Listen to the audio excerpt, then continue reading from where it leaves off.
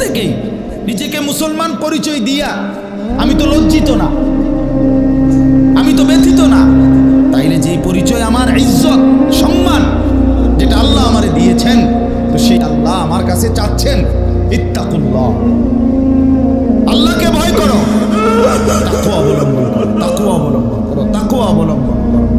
মুমিন আর কেউ আমারে না মানুক, তুমি আমার কথাটা মানো। তুমি না মুসলমান, তুমি না ইমানদার।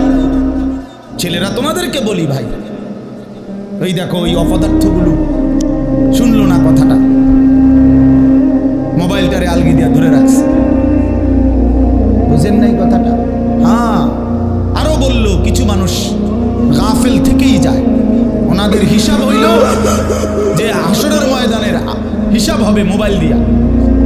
মোবাইলে যদি জমা থাকে তাইলে কবরের আযাব মাপ, আর মোবাইলে যদি না পাওয়া যায় তাইলে কবরে আযাব হবে। এই হলো এখনকার হিসাব। এই জন্য যা দেখি, যা যখন যেটা সামনে পাই, আজকে আমাদের মাথায় ঢুকায় দিছে, যেটা পাও এটারে মোবাইলে ধরে রাখি, মোবাইলে উড়াইবা। কারণ হাসরের ময়দানে প্রত্যেক ফেরেশতা প্রত্যেকের শুধু মোবাইলটা জমা করে, মোবাইলটা কম্পিউটারে সেক দিয়া ব্যস্ত দুজন। এই না হিসাবটা? কি মনে করেন? আজ আমরা এটা মনে করি, এটা মনে করেন মোবাইলে 1 লক্ষ ওয়াজ আছে, তো কি হইল? মোবাইল আপনার 100 হুজুরের লগে আপনার একটা ছবি আছে, তো এরপরে কবর আযাব মাফ। কথা বলেন না? হাসরের ময়দানের বিচার আচার মাফ, তো কি হলো? কি হলো ভাইয়া? আল্লাহ আমাদেরকে বুঝ দান করুন। এই জন্য ভাই আমি বললাম, এটা আল্লাহ তাআলা আমাদের কাছে তাকওয়া চায়। এখন তাকওয়া কি? এই যে আমরা বলি আল্লাহকে ভয় করো, আল্লাহকে ভয় করো, আল্লাহকে ভয় করো, মানে কি? তাকওয়া মানে কি? তাকওয়া মানে হলো আল্লাহকে ভয় করা, মানে হলো 2 জিনিস, তারকুল মুনকারাত, ফি'লুল খায়রাত। সমস্ত গুনাহ ছেড়ে দেওয়া, সমস্ত হুকুম আল্লাহ এবং তার রাসূলের আদেশ পালন করো, এই তাকওয়া। তো আল্লাহ তাআলা বলেন, তোমরা যারা মুসলমান, তোমরা যারা মুমিন, আমি আল্লাহ তোমাদেরকে বলছি সমস্ত গুনাহ ছেড়ে দাও, সমস্ত ইবাদত হুকুমে আমার আদেশ পালনে লেগে যাও, লেগে যাও। চুরি, ডাকাতি, জিনা, ব্যভিচার, মদ, জুয়া, সুদ, ঘুষ, নাচ, গান, নাটক, সিনেমা, অশ্লীলতা, বেহায়াপনা, বেপরদেগি, বেহায়াপনা, অসভ্যতা, নোংরামি ছেড়ে দাও বান্দা, ছেড়ে দাও, আমার ইবাদতে লেগে থাকো। কেন নামাজ পড়বা না বান্দা? আল্লাহ যেন জিজ্ঞেস করছে, হায় আমার ইমানদার বা, আমি না তোমারে মুসলমান বানাইলাম, তোমারে না আমি সর্বশ্রেষ্ঠ রাসূল দিলাম। নবী মুহাম্মদ সাল্লাল্লাহু আলাইহি সাল্লামের চাইতে সর্বশ্রেষ্ঠ রাসূল আর কেউ আছে? কোরআনের চাইতে দামি কোনো কিতাব আছে? ইসলামের চাইতে দামি কোনো ধর্ম আছে? আল্লাহ তাআলার চাইতে বাদ দিয়ে আর কোনো মালিক আছে? তো আল্লাহ বলেন, আমি তোমার মালিক, আমার নবী মুহাম্মদ সাল্লাল্লাহু আলাইহি সাল্লাম তোমার রাসূল, কোরআন তোমার কিতাব, ইসলাম তোমার ধর্ম।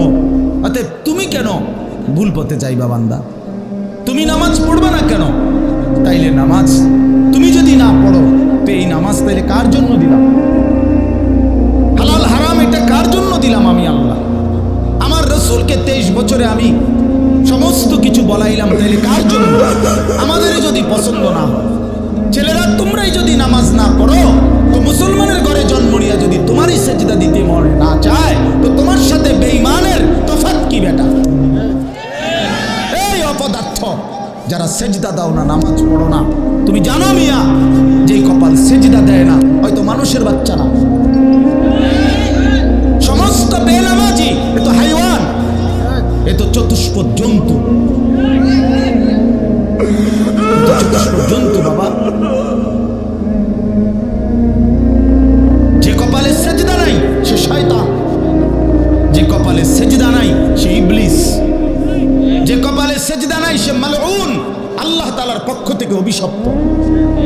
কোরআন শরীফে আছে। ইবলিসকে কেন ইবলিস বলে? সেজদা দেয় নাই। শয়তানকে কেন শয়তান বলল? আগে কি তারা শয়তান কইতো? সেজদা দেয় নাই, তো এখন থেকে শয়তান। সেজদা দেয় নাই এখন থেকে ইবলিস, সেজদা দেয় নাই এখন থেকে রাজিম, অভিশপ্ত। সেজদা দেয় নাই এই কারণে আল্লাহ বলছে ওয়া ইন্না আলাইকাল লানাতা ইলা ইয়াউমিদ্দিন, তোর উপরে কিয়ামত পর্যন্ত আমি আল্লাহর লানত।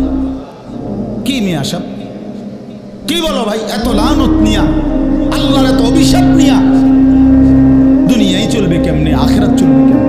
জীবন মানে শুধু কয়টা ভাত মাছের নাম ভাইয়া?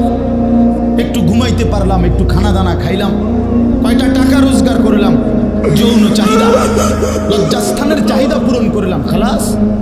এর নাম দুনিয়া? এ তো জন্তু জানোয়ারেরও পূরণ হয়। গরু, ছাগল, কুকুর, বিড়ালও তো খায় ভাই, এরাও তো ঘুমায়, এরাও তো পেশাব পায়খানা করে, এদেরও তো যৌন চাহিদা পূরণ করে। নাহলে কুত্তার বাচ্চা হয় কেমনে, বিড়ালের ছাও হয় কেমনে? সে যদি যৌন চাহিদা পূরণ না করে, তো জীবন মানে এটুকুই? জীবন মানে দূরই? তাহলে পার্থক্য কি আমাদের? পার্থক্য কোথায় বাপ? তো আল্লাহ তাআলা আমাদের কাছে বললেন ইত্তাকুল্লাহ, বান্দা আমি এটা চাই তোমার কাছে, তুমি গুনাহ করো না। আর 10 জন যা ইচ্ছা তাই করুক, তুমি নাফরমানি করো না। তুমি আমার পছন্দের বান্দা, আমার গোটা জান্নাত আমি তোমার জন্য বানাইছি।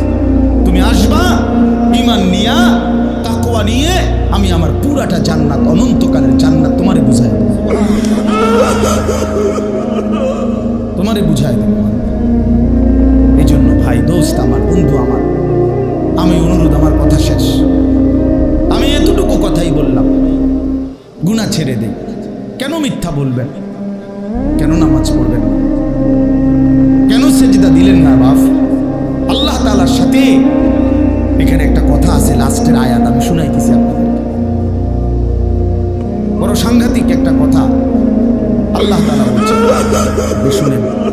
তো আল্লাহ তাআলা আমাদের এখানে শুনাইছে, তোমরা যারা যারা আমার মুত্তাকি বান্দা হবা, তোমরা যারা গুনাহ থেকে বেঁচে থাকবা, নেক আমলে অভ্যস্ত থাকবা, আমার ওয়াদা ইন্নাল মুত্তাকিনা ফি যিলালিন ওয়া আয়ুন, আমি আল্লাহ তাআলা আমার সমস্ত মুত্তাকি বান্দাকে জান্নাতের ছায়াতেই রাখব।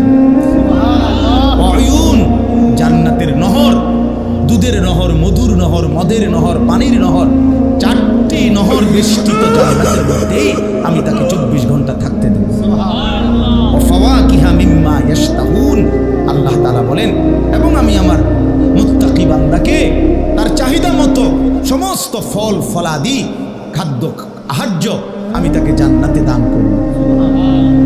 কুলু ওয়াশরাবু হানিআম বিমা কুনতুম তা'মালুন, আল্লাহ তাআলা জান্নাতি বান্দাকে পুরা জান্নাত দেখাইয়া, কোটি কোটি নাজ ও নিয়ামত দেখাইয়া আল্লাহ বলবেন, বান্দা আরামসে নিশ্চিন্তে তুমি এই জান্নাতের যা মন চায় খাও, পান করো, বিমা কুনতুম তা'মালুন, তোমার সারা জিন্দেগীর আমলের বিনিময়, ওই যে কষ্ট করে নামাজ পড়েছ, রোজা রেখেছ, সেজদা দিয়েছ, তাহাজ্জুদ করেছ, দান সদকা করেছ, হজ করেছ, গুনাহ থেকে বেঁচে থাকছো, দিন নারী দেখো নাই, জিনা ব্যভিচারে যাও নাই, মদ জুয়ার আড্ডায় যাও নাই, সুদের টাকা খাও নাই, হারামের টাকা রোজগার করো নাই, বেপর্দা চলো নাই, আল্লাহ বিনিময়ে আজ তোমার সমস্ত আমলের বিনিময়ে আমি আল্লাহ পুরা জান্নাত খুলে দিলাম, তোমার যা মন চায় তা আরামসে।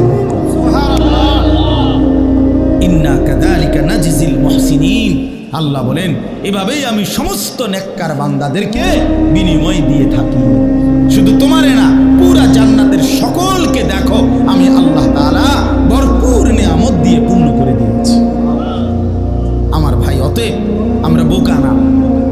আমাদের মসজিদের ইমাম সাহেবরা 8,000 টাকা 10,000 টাকা ইমামতিতে চাকরি করে, খোদার 30 দিন কষ্ট করে চলে। বোকা এই কারণে না, বোকা না ভাইয়া। আপনারা ভাত মাছ খাইয়া যদি বড় হন, তো মোল্লা মুন্সি ওনারা কি সিরা খাইয়া বড় হয়েছে? তো ও তো বোকা না বাপ। কেমনে সুদে টাকা নিলে, কিস্তিতে টাকা নিলে, কেমনে কি করলে দুনিয়া আরো কামাই করা যায়, এটা না বুঝার কি আছে? বুঝে সবাই, কিন্তু কেউ আখেরাতের ভয়ে ছেড়ে দেয়, কেউ আখেরাতকে ভুলে দুনিয়ার নাফরমানিতে লেগে যায়। এই হলো তফাৎ। বুঝে না এমন না। তো আল্লাহ তাআলা বলেন, এবার দেখেন এই শেষ কথা, ওয়াইলুন ইয়াউমা ইদিল লিল মুকাদ্দিবিন, আল্লাহ তাআলা বলেন সমস্ত মিথ্যাবাদী নাফরমান পাপী তাদের জন্য কিয়ামতের দিন অনেক বেশি দুর্ভোগ লাঞ্ছনা আযাব। এই কথাইটা একটা জিনিস খেয়াল করেন, ওয়াইলুন ইয়াউমাইদিন লিল মুকাদ্দিবিন। আল্লাহ তাআলা বলেন মিথ্যাবাদীরা, ও আমার নাফরমান বান্দারা, ইয়াউমাইদিন সেদিন কিয়ামতে তোমাদের জন্য খুব বেশি লাঞ্ছনা আযাব অপেক্ষা করছে। এই কথাইটা এই সূরাটার মধ্যে মোট 50টা আয়াত, এই 50 আয়াতের মধ্যে 10টা আয়াত এই কথাইটা বারবার বলছে, এক কথা বা 10 বার বলছে এই আয়াতে। ওয়াইলুন ইয়াউমাইদিন লিল মুকাদ্দিবিন, ওয়াইলুন ইয়াউমাইদিন লিল মুকাদ্দিবিন, ওয়াইলুন ইয়াউমাইদিন লিল মুকাদ্দিবিন, এই কথাইটা বলছে বারবার। মিথ্যাবাদী নাফরমান তোমাদের জন্য সেদিন দুর্ভোগ দুর্ভোগ দুর্ভোগ দুর্ভোগ, লাঞ্ছনা আযাব আযাব। এখন দেখেন এইবার এই একটা সাংঘাতিক কথা শুনুন। আল্লাহ বলেন কুলু ওয়া তামাত্তাউ কালিলান ইন্নাকুম মুজরিমুন। এই যে আমরা দুনিয়াতে ইমানদার নাফরমান নেককার পাপী সবাই খায়, দুনিয়া সবাই ভোগ করে না, কি বলেন না? ডাকলেও দুনিয়া খাইতেছে, না ডাকলেও দুনিয়া খাইতেছে। কাফের, বেঈমান, হিন্দু, বৌদ্ধ, নাস্তিক, মুরতাদ, বেনামাজি, বেহায়া, বেপর্দা, সুদখোর, ঘুষখোর, হারামখোর, জিনাখোর, বেবিচারী, মদখোর, নেশাখোর, গাঁজাখোর, ফুট্টাখোর, বাবাখোর, ডাইলখোর, ইয়াবাখোর, হারামখোর, সব বেঈমান খাইতেছে কিনা দুনিয়া? তো আল্লাহ তাআলা বলে কুলু ওয়া তামাত্তাউ কালিলান, এই নাফরমান কিছু সময়ের জন্য দুনিয়ার মধ্যে খা, ভোগ কর, ইন্নাকুম মুজরিমুন, কিন্তু মনে রাখিস তুই কিন্তু নাফরমান, তুই কিন্তু পাপী, আমি কিন্তু তোরে ছাড়বো না। কবরের প্রথম রাত থেকে হাসরের ময়দানে আমি দেখবি তুই বান্দা আমি কত কঠিন কত কঠোর, তোরে আমি দেখাবো। ভাত খাইতে লইছে খাও, ভাত খাইতে লইছ খাও বান্দা, এখানে আটকামু না, এখানে আমি জানোয়াররাও আটকাই না, আমি জন্তু জানোয়াররাও খাইতে দেই, করে দিতাম না কেন বেটা, খা বেটা। কিন্তু ইন্নাকুম মুজরিমুন, মনে রাখো 7টা বাজে নাস্তা করতে বসছো, আল্লাহ যেন ডাক দিয়ে বলে বেঈমান খা, ঠিক আছে নাস্তা, কিন্তু মনে রাখিস ফজরের নামাজ পড়স নাই, আমি হিসাব রাখছি। রাত 10টা বাজে খাইতে বসছ বেঈমান, ঠিক আছে খা, কিন্তু মনে রাখিস এশার নামাজ পড়ো নাই। ঘর করলা, ফার্নিচার বানাইলা, ঠিক আছে থাকো, তো মনে রাখো এগুলো সুদের টাকা, এগুলা কাস্টমারের ঠকাইয়া মিথ্যা বইলা ওজনে কম দিয়া ওই টাকা আমি জানি, আমি বান্দা দেখব। ওয়াইলুন ইয়াউমাইদিন লিল মুকাদ্দিবিন, আবার বলতেছে আল্লাহ মিথ্যাবাদী নাফরমান তোমাদের জন্য বড় বেশি দুর্ভোগ লাঞ্ছনা আযাব, তোমাদের জন্য আযাব। এই জন্য আল্লাহ তাআলা বলছেন। এরপরে আবার বলে দেখেন ওয়া ইযা কিলা লাহুম লা ইয়ারকাউন, এই ছেলেরা তোমরা সবাই শোনো, আল্লাহ তাআলা আবারও বলতেছে সমস্ত মিথ্যাবাদী নাফরমান তোমাদের জন্য হাসরের ময়দানে কেন লাঞ্ছনা হবে, এর প্রধান কারণ ওয়া ইযা কিলা লাহুম ইরকাউ লা ইয়ারকাউন, যখনই বলা হতো নামাজ পড়তে, যখনই বলা হতো রুকু করতে, যখনই বলা হতো সেজদা দিতে, লা ইয়ারকাউন, আল্লাহ তাআলা বলেন সে রুকু করে না, সেজদা দেয় না, নামাজ পড়ে না, নামাজ পড়ে না। আল্লাহ বলেন আমি এতবার বললাম, এতবার বললাম, একটা দিনে 5 বার মসজিদে আযান, একটা মহল্লায় শুধু একটা মসজিদ না, এক এক ওয়াক্তে এক একজনের কানে কমপক্ষে 10টা মসজিদ থেকে আজানের আওয়াজ আসে, ঠিক কিনা বলেন? কি রে বান্দা এত শক্ত হইলি কেমনে বান্দা, আমার এত বড় আসমান জমিন দিয়া, এত বড় কায়নাত দিয়ে বান্দা আমি তোকে লালন পালন করলাম, বিনিময়ে তুমি একটা সেজদাও দিলা না। 365 দিনে খোদার একটা বছর কোনো দিন ফজরের নামাজ পড়লা না, এ কেমন জিন্দেগি বাপ? এত এত কঠিন মানুষ কেমনে হয়, এত পাষাণ মুসলমান কেমনে হয় বাপ বলে? আল্লাহ তাআলা বলছেন ইযা কিলা লাহুম ইরকাউ লা ইয়ারকাউন, নাফরমান মনে রাখিস বারবার তোকে নামাজের কথা বলা হয়েছিল, তুমি পড়ো নাই, আমি কিন্তু ছাড়বো না। খাইতে দিছি, খাইতে দিছি, খাইতে আমি কাফেরও দেই, দুনিয়া তো আমি বেঈমানকেও দেই,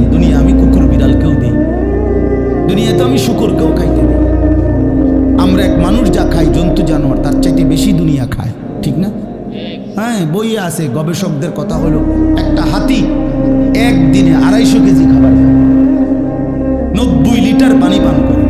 আপনি পারবেন? একটা তিমি এক বেলা 270 সামর্থ্য যুবক এক বেলা যা খায় সেই সমপরিমাণ একটা তিমি এক বেলা তা খায়। তো দুনিয়া তারা বেশি ভোগ করে না? কথা বলেন। তাহলে ভাইয়া দুনিয়া খুব বেশি আমরা ভোগ করি না। ওয়াইলুন ইয়াউমাইযিল লিল মুকাদ্দিবিন, আল্লাহ বলে বান্দা নামাজ পড়লা না, ঠিক আছে আবারও বললাম, ওয়াইলুন ইয়াউমাইযিল লিল মুকাদ্দিবিন, সমস্ত মিথ্যাবাদী নাফরমান পাপী মনে রেখো সেদিন তোমাদের জন্য আযাব হবে। এই শেষ কথা হলো আল্লাহ তাআলা বলেন, এই শেষ কথাটা আবার আমার মনোযোগ দিয়ে শুনে, আমার ভাই আল্লাহ তাআলা একটা আশ্চর্য কথা বলছে। কেন? আল্লাহ বলছে, বান্দা তুমি জানো আমি 23 বছরে আমার প্রিয় রসুলের মাধ্যমে 30 পারা কোরআন নাজিল করে আমার সর্বশ্রেষ্ঠ কথা এগুলো আল্লাহর কথা কিনা? বলেন না ভাই? আল্লাহ বলেন 23 বছরে 30 পারা কোরআন নাজিল করে আমি আমার সর্বশ্রেষ্ঠ আমার কথাগুলো আমি তোমাকে জানাইলাম। আর আমার সবচেয়ে প্রিয় রসুল 1.25 লাখ আম্বিয়ার মধ্যে সর্বশ্রেষ্ঠ রসুল আমি তোমাকে দিলাম, কিতাবও দিলাম সর্বশ্রেষ্ঠ, রসুলও দিলাম সর্বশ্রেষ্ঠ। আল্লাহ বলছে, বান্দা এরপরে আর কোন কথা বললে আর কোন নবী পাঠাইলে তুমি ঈমান আনতা? আর কি বললে ঈমান আনতা? আর কি বললে আমারে বিশ্বাস করতা? আর কেমনে বললে বান্দা সেজদা দিতা? আর কতগুলো কথা বললে বলেন?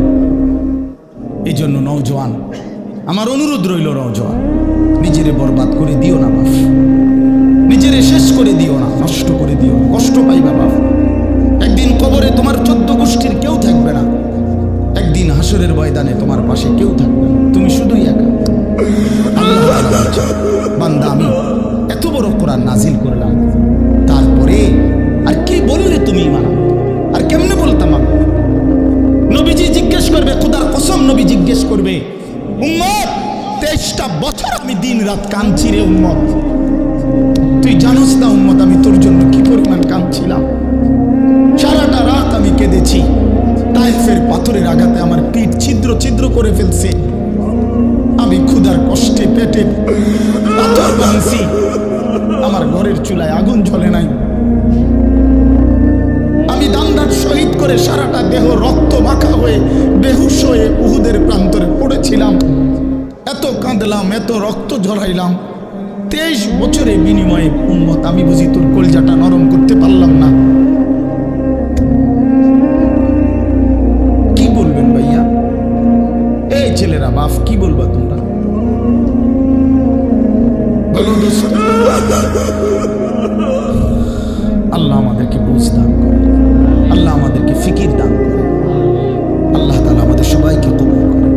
বাস্তব কথা হইল মাহফিলটা আসলে অনেক ভিতরে, আমার ডায়েরিতে লেখা কসবা, আর এটা এতটা ভিতরে আমি কল্পনাও করতে পারিনি। আগের থেকে যদি আমার জানানো থাকতো যে এটা এত ভিতরে, তাহলে আমার এতটা কষ্ট হইতো না। আমার আরেকটা মাহফিল আছে মাধবপুর মিরপুর, আমি যাবো, কিভাবে যাবো আমি কিছুই বুঝতেছি না। আমি ভাবছি অল্প একটু জায়গা হবে কসবা, এটা এতটা ভিতরে, এতটা ভাঙ্গা রাস্তা, আমার এটা ভাঙ্গা হওয়া অপরাধ না, কিন্তু আমার আগে জানাইলে আমি আর একটু আগে আসতাম, আরো আগে রওনা দিতাম। এই কারণে আমি আর সময় দিতে পারলাম না। আন্তরিকভাবে আমি দুঃখ প্রকাশ করছি। আবার যদি আল্লাহ কোনোদিন তৌফিক দেয় আবার আসবার চেষ্টা করবো, আল্লাহ যদি নসিব রাখে। আপনারা সবাই মনোযোগ দিয়ে সুন্দরভাবে মৌলানার বয়ান শুনেন। আল্লাহ তাআলা মাদ্রাসা নওজোয়ান সাথী তোমরা অনেক আসছো, মাশাআল্লাহ, আল্লাহ তোমাদেরকে উত্তম বিনিময় দান করে।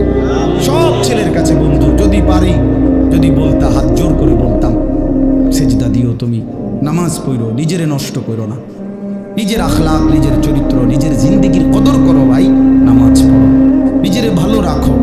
অস্থিরতা, বেহায়াপনা, নোংরা ছবি, নর্তকীর নাচ, জিনা, ব্যভিচারের দৃশ্য দেখো না বাপ, দেখো না। একটা নারী দরকার, মনের মধ্যে নারীর প্রতি আকর্ষণ, সেটা আল্লাহ তাআলা পূরণের ব্যবস্থা রাখছেন। বিবাহের হালাল ব্যবস্থা আল্লাহ রাখছেন। মানুষের প্রত্যেক চাহিদা পূরণের জন্য যিনি চাহিদা দিয়েছেন তিনি পূরণেরও ব্যবস্থা রাখছেন। ঠিক কি না বলেন? ক্ষুধার চাহিদা আল্লাহ দিছেন, তো আল্লাহ তাআলা রিজিকও তো দিছেন। তৃষ্ণার চাহিদা আল্লাহ দিছেন, তো পানিও তো আল্লাহ দিছেন।